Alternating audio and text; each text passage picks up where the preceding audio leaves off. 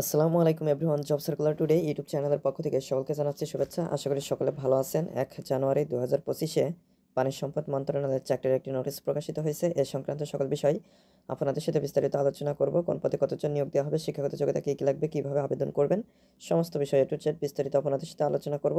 তো অবশ্যই আপনারা ভিডিওটি না টেনে সম্পূর্ণ ভিডিওটি দেখবেন। তাহলে চলুন মূল ভিডিওটি শুরু করা যাক। তো এখানে সর্বপ্রথম যে পদটি নিয়ে আলোচনা করব সেটা হচ্ছে অফিস সহকারী কাম কম্পিউটার মুদ্রাক্ষরিক, যেখানে গ্রেড 16 অনুযায়ী বেতন স্কেল থাকছে।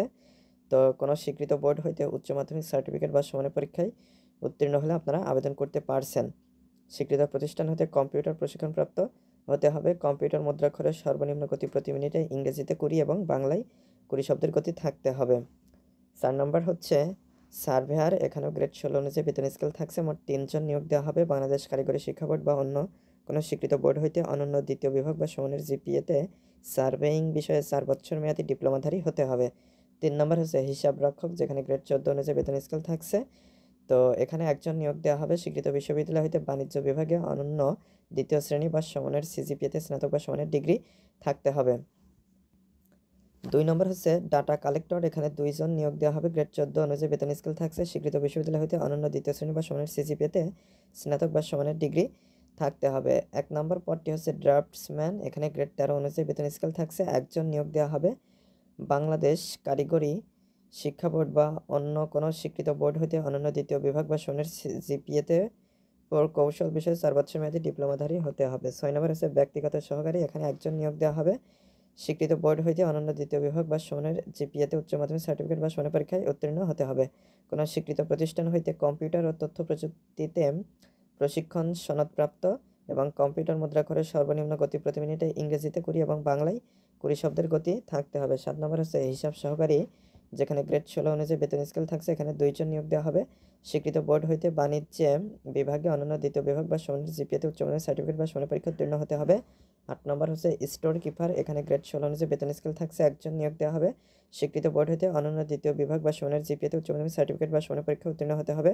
কম্পিউটার মুদ্রাক্ষরে সর্বনিম্ন গতি প্রতি মিনিটে ইংরেজিতে 20 এবং বাংলায় 20 শব্দের গতি থাকতে হবে। তো যারা আবেদন করতে চাচ্ছেন অবশ্যই বাংলাদেশের প্রকৃত নাগরিক হতে হবে।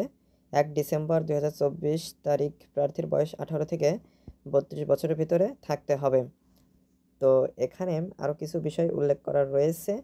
যারা আবেদন করতে চাচ্ছেন dbhwd.teletalk.com.bd ওয়েবসাইটে প্রবেশ করে আপনারা খুব সহজে ফর্মটা পূরণ করে আবেদন করতে পারবেন।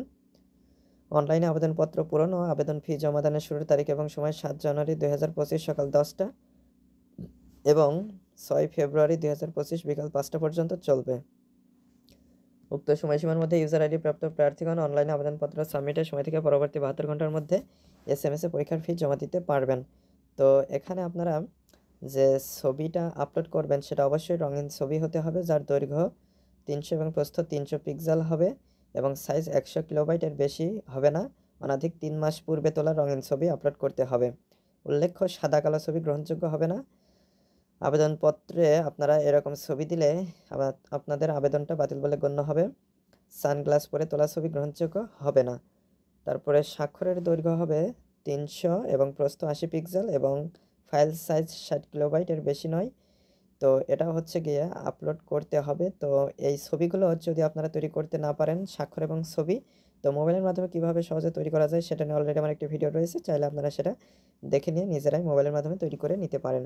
তো আপনাদের আবেদন ফর্মটা সাবমিট করা হয়ে গেলে আপনাদেরকে একটা ইউজার নেম এবং পাসওয়ার্ড দিয়ে দেওয়া হবে। তো সেটা ব্যবহার করে আপনারা খুব সহজে এসএমএস করে টাকাটা জমা দিতে হবে। টাকা যতবার না দিচ্ছেন ফর্মটা পূরণ করলেও কিন্তু আপনাদের আবেদনটা গৃহীত হবে না। তো অবশ্যই ফর্মটা সাবমিট করার 72 ঘন্টার মধ্যে আপনাদেরকে টাকাটা জমা দিতে হবে। প্রথমে এসএমএস করার জন্য DBHWD স্পেস ইউজার আইডি লিখবেন, তারপরে 16222 নম্বরে সেন্ড করে দেবেন। এরপরে দ্বিতীয় এসএমএসটা করার জন্য DBHWD স্পেস ইয়েস লিখবেন, স্পেস দিয়ে পিন নাম্বারটা দিবেন, তারপরে 16222 নম্বরে আবার সেন্ড করে দেবেন। তারপরে রিপ্লাই হিসেবে আসবে congratulations applicants name payment completed successfully. তো এরকম একটা রিপ্লাই চলে আসলে আপনাদের আবেদনটা সম্পূর্ণ বলে গণ্য হবে। তো এই এসএমএসটা করার ক্ষেত্রে অবশ্যই আপনাদেরকে একটা হচ্ছে গিয়ে টেলিটক প্রিপেড সিম ইউজ করতে হবে। তবে ফর্মটা পূরণ করার সময় আপনারা যে কোনো নাম্বার দিলেই চলবে, বাট ওই নাম্বারটা সবসময় চালু রাখবেন এবং নিজের নাম্বারটা দেওয়ার চেষ্টা করবেন, অন্য কারো নাম্বারটা এখানে ব্যবহার করা ঠিক নয়, কারণ যখন তখন এসএমএস আসবে এবং এসএমএসগুলো আপনাদেরকে চেক করতে হবে এবং কোথায় কখন পরীক্ষা হবে সেগুলো কিন্তু আপনাদের যখন তখন জানিয়ে দিতে পারে। তো অবশ্যই নিজের ফোন নাম্বারটা দিবেন এবং সেটা সবসময় চালু রাখবেন এবং ইনবক্স বা মেসেজগুলো চেক করবেন। তো আশা করি মূল বিষয়টা বুঝতে পেরেছেন। তো আজকের ভিডিওটি এ পর্যন্ত। ভিডিও সংক্রান্ত কোনো মতামত থাকলে অবশ্যই কমেন্ট করে জানাবেন আর চ্যানেলটি সাবস্ক্রাইব করে আমাদের সাথেই থাকবেন। ধন্যবাদ সবাইকে।